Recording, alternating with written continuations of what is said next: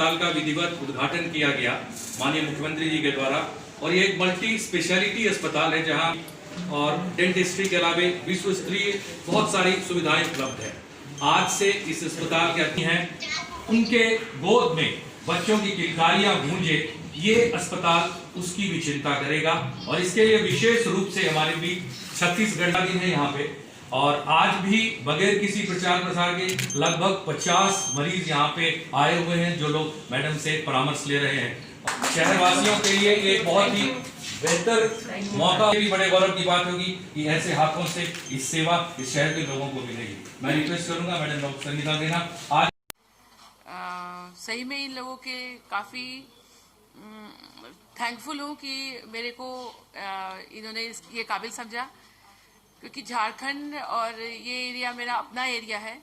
झारखंड मेरा ससुराल है, पर यहाँ पे मैं अपनी कभी सेवाएं दे नहीं पाई हूँ। तो डॉक्टर दीपक वर्मा और झा सर के कोलैबोरेशन से ये सेंटर स्टार्ट हुआ है। तो मेरे को नहीं पता सर के लिए कितना प्रिविलेज है, पर मेरे लिए बहुत प्रिविलेज है कि मेरे अपने लोग हैं।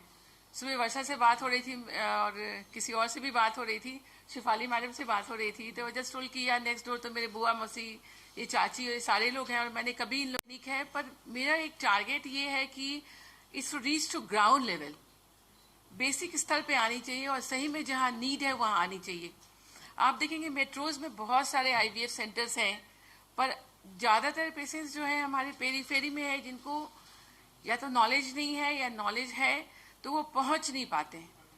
तो मेरा अपना और इस टीम का ये टारगेट है कि ये बेस लाइन तक पहुँचे और ग्राउंड लेवल तक इनको सर्विस मिले, जो कि थोड़ा कॉस्ट इफेक्टिव भी हो। और डेफिनेटली जो लोग नहीं जानते हैं इसको या जानते हैं पर सोचते हैं कि छोड़ो उतना दूर नहीं जा पाएंगे। जैसे अभी मैंने कुछ पेशेंट्स देखे, उसमें कुछ लोगों का था कि डॉक्टर साहब इतनी दूर हम नहीं जा सकते क्योंकि हमारी रोज की भी सुविधाएं जो होती हैं या बाकी जो डेली उनका जो होता है वो नुकसान होता है। तो इस क्षेत्र में प्रॉमिस IVF काफ़ी काम करेगा और हमारे को लगता है कि ग्राउंड लेवल तक और जो पास के एरियाज हैं वो पेशेंट्स लाभान्वित हों। और डेफिनेटली हम लोग वर्ल्ड क्लास ट्रीटमेंट और वर्ल्ड क्लास सक्सेस रेट देने की कोशिश करेंगे।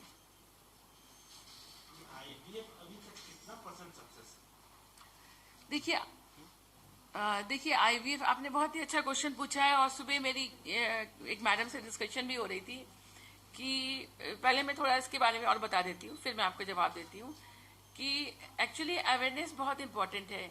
जब आप कार्डियक सर्जरी कराने जाते हैं और कैंसर ट्रीटमेंट कराने जाते हैं, तब आप डॉक्टर से नहीं पूछते हैं कि कितना % सक्सेस है, या आप बोलते हैं कि डॉक्टर साहब जो बेस्ट होगा वो कर दीजिए। देखिए, we are doctors, we are not gods. हम चीज बना नहीं सकते, हम चीजों को मॉडिफाई करते हैं, मैनिपुलेट करते हैं और मैक्सिमम कोशिश करते हैं देने की। तो IVF में भी एक्चुअली बहुत सारी लेटेस्ट टेक्निक आ गई है, जैसे कि जब हम लोग फ्रीज ट्रांसफर करते हैं तो चांसेस थोड़े बेटर होते हैं, Day 5 ट्रांसफर करते हैं तो चांसेस थोड़े बेटर होते हैं।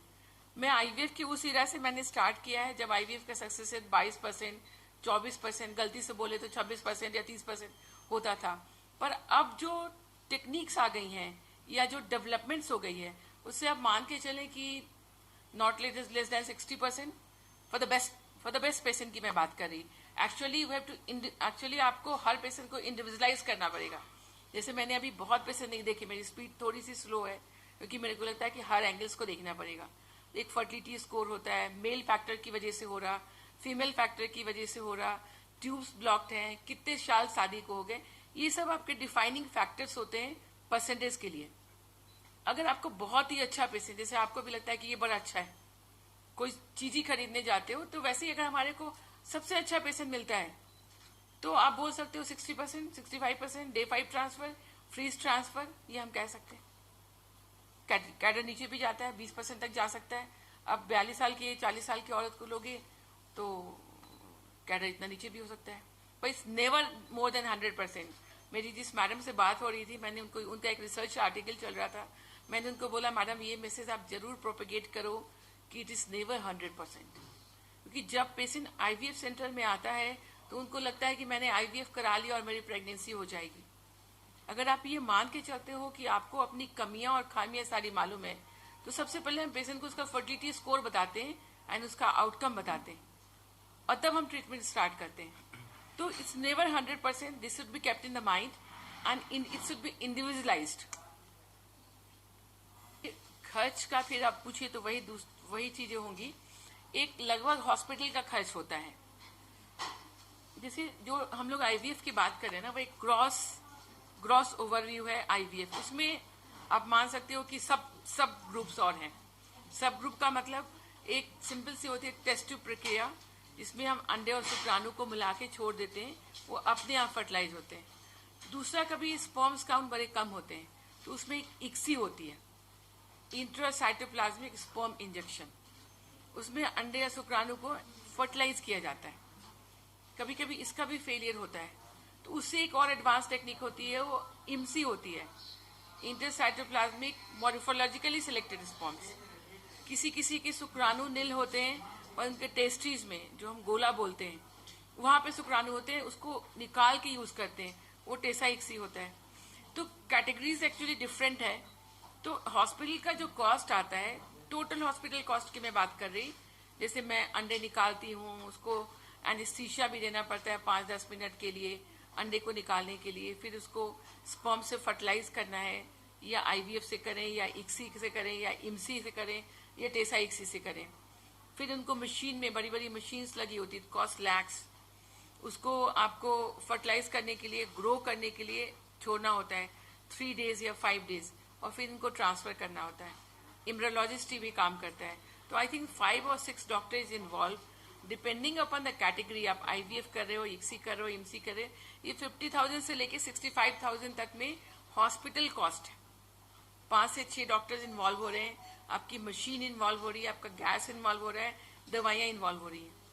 पर इसके अलावा अब कॉस्ट थोड़ा वेरी करता है, क्योंकि आईवीएफ में आपको इंजेक्शंस लगाने पड़ते हैं अंडे बनाने के लिए। अब सपोज मान लो कि कोई 26 साल की लेडी है और कोई 36 साल की लेडी है, तो इनके इंजेक्शंस 25-30 हजार के लगेंगे, उनके इंजेक्शंस 35-40 हजार के लग सकते हैं। तो ये कॉस्ट वेरिएशन तो आ ही गया। टेस्ट का भी वैसे थोड़ा वेरिएशन होता है, किसी के 4-5 हजार के टेस्ट लग जाते हैं, किसी के 8-10 हजार के। फुली कंप्लीट पैकेज बताने से क्या है, पेशेंट का नुकसान होता है।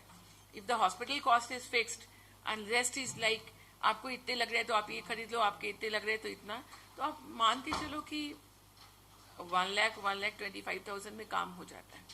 एक रफ एस्टिमेशन की मैं बात बोल रही हूँ, it may be less also, मैं थोड़ा बढ़ा के बोल रही हूँ आपको, क्योंकि थोड़ा ज्यादा बता दो, कम कॉस्ट है तो ज्यादा अच्छा है।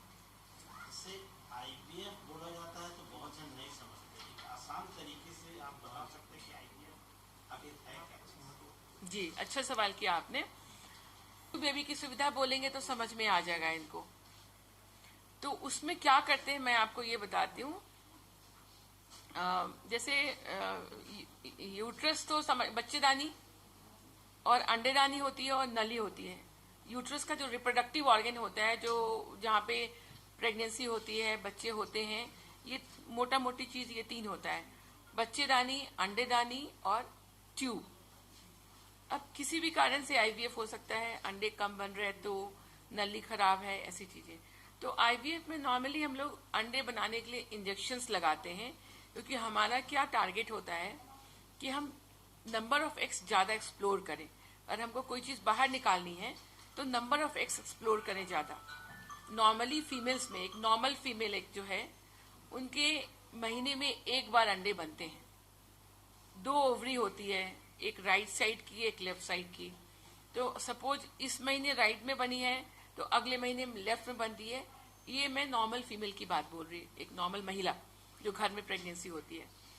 तो जब हम किसी कारण से भी आईवीएफ ले रहे हैं, पुरुष में शुक्राणु कमजोर है तो ले रहे हैं, या किसी की नली बंद हो गई तो ले रहे हैं, किसी की उम्र ज्यादा हो गई तो ले रहे हैं, किसी को टीवी हो गया है, अच्छे से उनका जो अंडे नहीं बन रहे तो ले रहे हैं। तो उसमें हम क्या करते हैं कि अंडे के नंबर्स थोड़े ज्यादा बन जाए, उसकी कोशिश करते हैं, जिसके लिए मैंने बताया इंजेक्शंस लगेंगे।